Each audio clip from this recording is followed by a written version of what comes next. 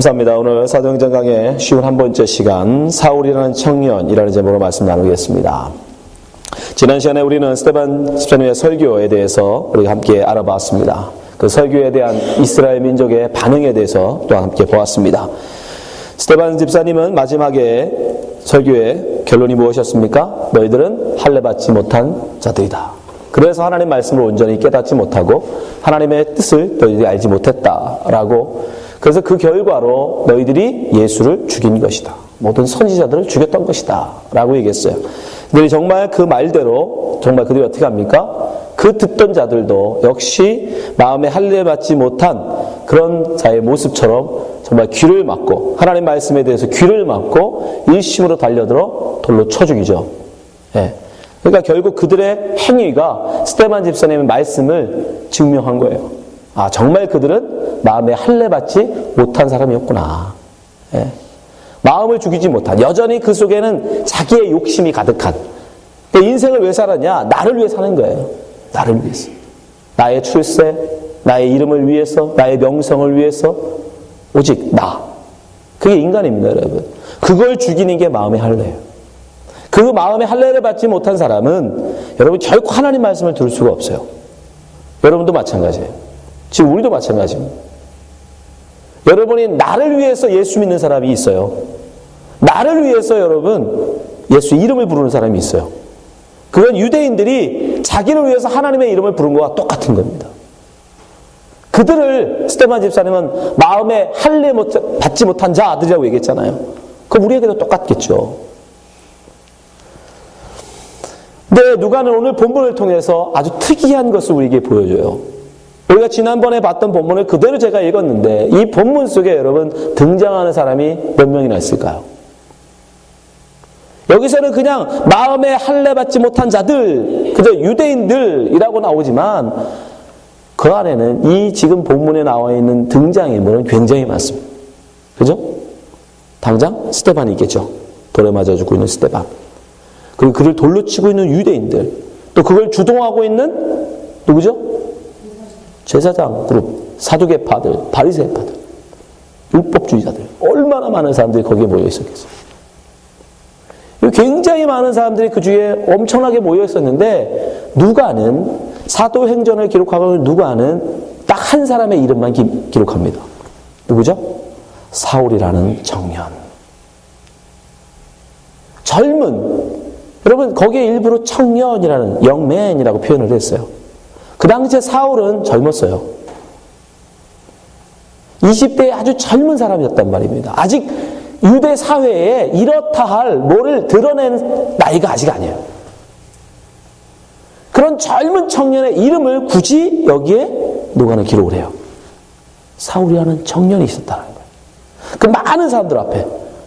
거기는 고관 대작들도 있었어요.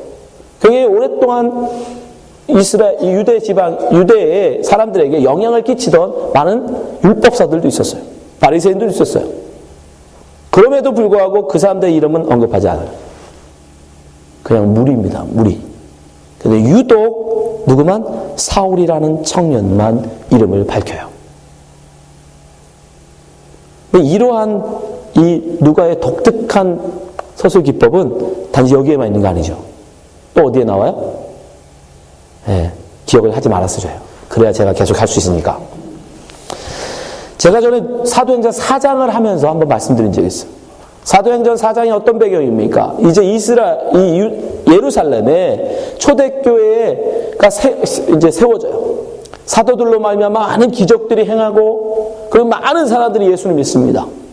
베드로의 설교에 3,000명, 5,000명, 그럼 그들만 해도 8,000 아닙니까? 굉장히 많은 사람들이 예수를 믿고 앞에 나가요. 그런데 거기다가 그 많은 사람들이 또 자기의 물건을 제 것이라고 하는 사람들이 없었어요. 아까 말씀드렸죠. 마음의 할례라는 건 뭐라고 했죠? 나를 포기하는 거잖아요. 내 명성, 내 인기, 내 자랑, 내 재산. 그러니까 당연히 내 재산도 내려놓는 사람이, 마음의 할례 받은 사람이라면 당연히 내 재산도 내려놓겠죠. 그러니까 그 많은 사람들이, 예수를 믿는 사람들이 자기 물건을 제 것이라는 사람들이 없는 거예요. 이건 특정 한두 사람이 그런 게 아닙니다. 거기에 많은 사람들이 은혜로 말미암아 하나님 말씀을 들어보노 그 사람들이 전부 다 마음의 할례를 받고 아 내가 잘못한 거구나. 나는 죄인이었구나. 내가 하나님의 은혜를 살아야 되는구나. 그래서 자기 물건을 제 것이라 하는 사람들이 없었어요. 그런데 그 많은 사람들 앞에 유독 한 사람의 이름만 기록해요. 누가가. 자, 사도행전 4장 보세요. 사도행전 4장 32절부터 말씀 읽어드릴게요. 믿는 무리가 한 마음과 한 뜻이 되어 모든 물건을 서로 통용하고 제 재물을 조금이라도 제 것이라 하는 이가 하나도 없더라. 분명히 나오죠. 한 명도 없었어요. 그러니까 모든 교회 사람들, 초대교회 사람들이 모두가 다 물건을 나누었다는 거예요. 33절 사도들이 큰 권노로 주 예수의 부활을 증거하니 무리가 큰 은혜를 입어 그 중에 핍절한 사람이 없으니 이는 밭과 집 있는 자는 팔아 그 판 것의 값을 가져다가 35절 사도들의 발 앞에 두매 저희가 각 사람의 필요를 따라 나눠줍니다. 한두 명이 한 건가요? 아니요. 많은 사람들이 동참한 거예요. 거의 교회 모든 사람이 동참했어요. 그런데 그 많은 사람 중에 누가는 딱 한 사람의 이름만 기록해요. 36절 구브로에서 난 레위인족이 있으니 이름은 요셉이라 사도들이 일컬어 바나바라 번역하면 권위자라 하니 그가 밭이 있음에 팔아 값을 가지고 사도들의 발 앞에 두니라. 밭을 팔아서 사도들에 갖다 바친 헌신한 헌금한 봉헌한 사람이 많이 있었음에도 불구하고 유독 누가는 바나바만 기록합니다. 왜 그럴까? 그냥 기록한 건 아니겠죠. 뭔가 의도가 있겠죠. 그 많은 사람 중에 하필이면 바나바만 기록할까? 여러분, 바나바가 없었다면 역사에서 가정은 있을 수 없지만 바나바라는 인물이 만약에 초대교회에 없었다면 이 바울이라는 사울이 회심하여 바울이 되는데 이 바울이라는 사람이 있었을까요? 없었습니다. 있을 수 없어요. 바나바가 없었다면 여러분 이 사울도 없어요. 이 바나바는 지금 이 4장에 기록되어 있는 이 바나바는 결국 지금 7장에 나오게 될 사울에 대한 준비하심을 보여주시는 거예요. 하나님의 준비하심. 여러분이 잘 아시겠지만 사울은 초대교회에 많은 해를 끼친 사람이에요. 스데반을 돌로 쳐 죽이는데 동참했고 많은 사람들을 감옥에 가둡니다. 그래서 초대교회가 사울을 싫어했어요. 근데 이가 회심합니다. 다메섹에서 회심하고 돌아오죠. 그때 교회가 그 사람을 받아들였을까요? 옛날에 여러분 구약에 나오잖아요. 그런 척하고 다 물러 모았다가 그죠? 한 자리에 다 몰러 모아서 다 죽일 수도 있다고. 그런 작전일 줄 모르니까 저가 오히려 자기가 변심한 사람처럼 와가지고 초대교회 사람들을 한 번에 다 쓸어 담으려고 저러나 보다. 그래서 아무도 안 만나줬어요. 사도들이 인정해 주지 않았어요. 그 사람을 초대교회 교인으로. 근데 그때 나선 사람이 누구냐면 바나바예요. 바나바는 그를 믿어줬어요. 그리고 베드로를 만나게 해줘요. 그럼에도 불구하고 초대교회에서 그런 자리를 얻지 못합니다. 고향에 돌아가요. 근데 13년 뒤에 바나바가 안디옥 교회 담임 목사로 부임하면서 그 시골 다소에 있던 바울을 안디옥 교회 교사로 불러들여요. 그래서 그가 드디어 초대교회의 성경 교사가 돼요. 또 거기서 안디옥 교회에서 바나바와 함께 그가 최초의 선교사로 파송받습니다. 그러니까 바나바라는 인물이 없었다면 그럼 바울은 존재할 수가 없어요. 아무도 그 사람을 레코멘드 안 해주니까, 아무도 그 사람을 인정해 주지 않으니까. 그러니까 결국 하나님은 누가는 뭘 보여주려고 그러냐면 지금 바울이라는 사람이 지금 7장에 등장하고 있는데 이것은 미리 벌써 하나님이 바나바라는 인물을 준비하고 계시다. 그리고 결국 그를 부르실 거다. 그래서 두 인물만 누가가 이름을 공개하는 거예요. 그 많은 사람들 중에서 특별히. 근데 놀라운 건 뭐예요? 하나님의 이 예비하심, 하나님의 이 준비하심, 이 계획이 지금 사울이 뭘 하고 있을 때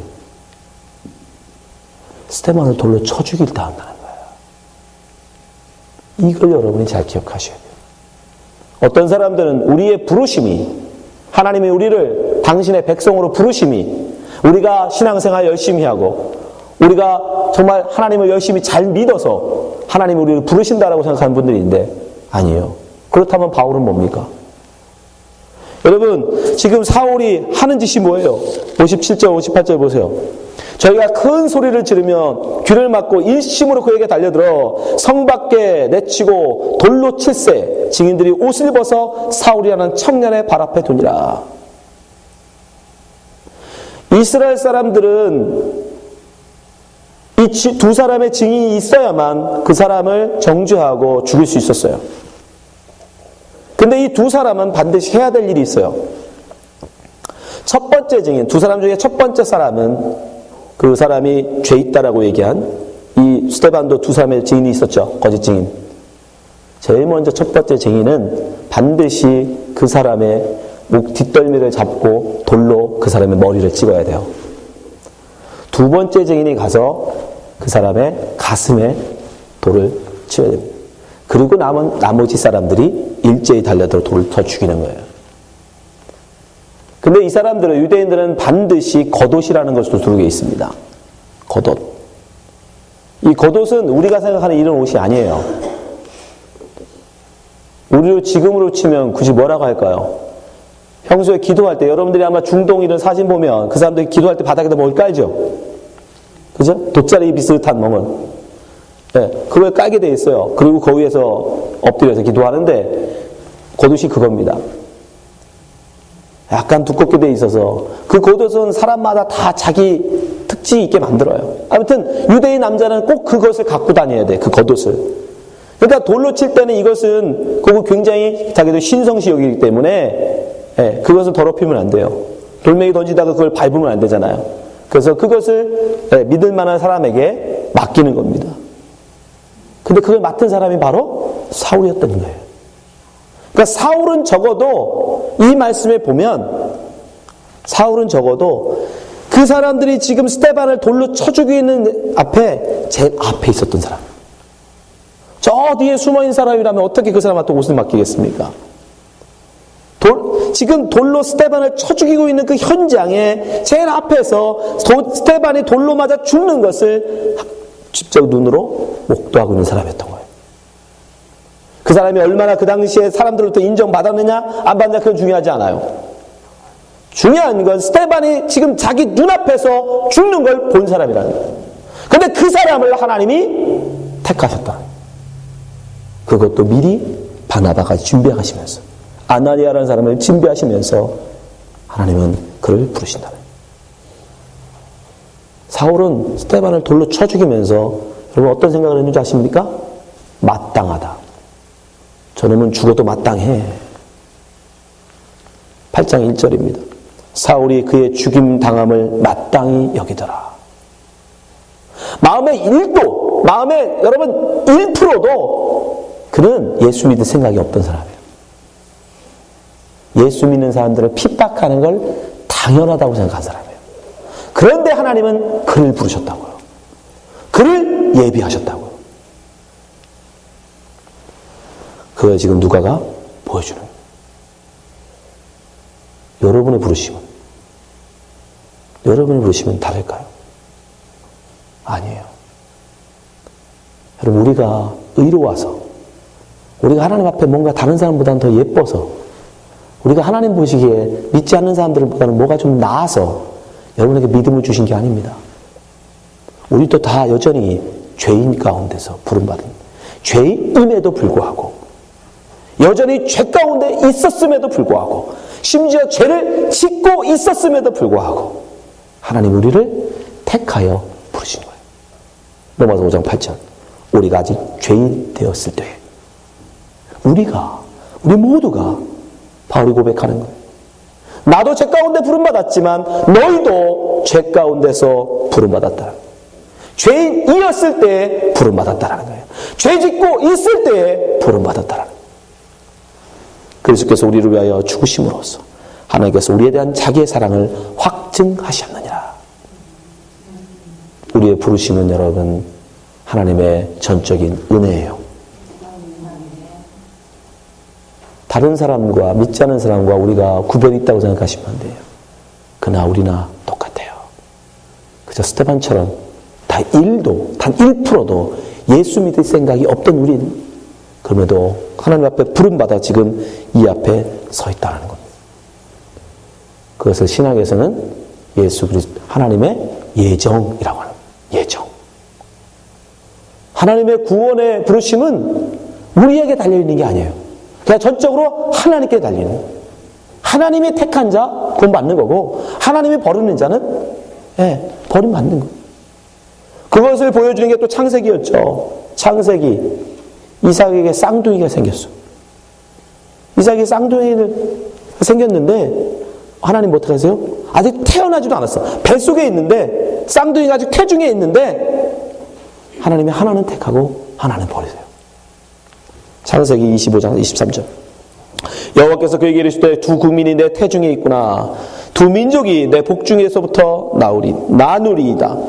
이 족속이 적석보다 강해졌고 큰 자가 어린 자를 섬기리라 하셨더라. 그것에 대해서 바울 사도는 이렇게 해석을 해요. 로마서 9장 12절. 리브가에게 이르시되 큰 자가 어린 자를 섬기리라 하셨나니 기록된 바 내가 야곱은 사랑하고 에서는 미워했다 하심과 같으니라. 그런즉 우리가 무슨 말하리요? 하나님께 불의가 있느뇨? 그럴 수 없느니라. 그럼 이거 우리가 하나님의 탓에 따질 수 있느냐 이 말이에요. 아니 아직 복중에 있는데 아직 태어나지도 않은데 태어나서 한 번도 거짓말을 한 적도 없고 한 번도 나쁜 짓을 한 적도 없는 아이 또 태아에 있는 아이를 왜 하나는 택하여 사랑하시고 하나는 왜 택하여 버리시냐고요. 왜 미워하시냐고요.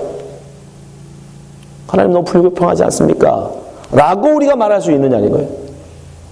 왜 그렇게 못하느냐? 15절. 모세에게 이르시되 내가 궁일이 여길 자를 궁일이 여기고 불쌍히 여길 자를 불쌍히 여기리라 하셨느니라. 하나님이 정하신다는 거예요. 왜? 하나님이 주권자시니까. 16절. 그런즉 원하는 자로 말미암는 것 아니요 다른 박질을 하는 자로 말미암도 아니요 오직 궁일이 여기시는 하나님으로 말미암느니라. 우리가 구원받겠다고 열심히 노력한다고 달려간다고 뛰어간다고 노력한다고 되는 게 아니라는 거예요. 하나님이 원하시는 자로 된다는 거예요. 그걸 오늘 본문이 우리에게 보여주잖아요. 사울은 지금 스데반 죽이고 있는데 그 죽는 걸 마땅하다고 생각하고 있는데 하나님은 그를 진배하고 계시다니까요. 당신의 이방의 선지자로 그를 부르고 계시대요. 준비하고 계세요. 그 은혜가 우리에게 또 임하였기 때문에 우리가 지금 이 자리에 있는 겁니다. 여러분이라고 예외가 아니에요. 여러분이 지금 이 자리에 지금 계신 거 그것이 바로 하나님이 여러분을 향한 부르심의 결과예요. 부르심의 은혜예요.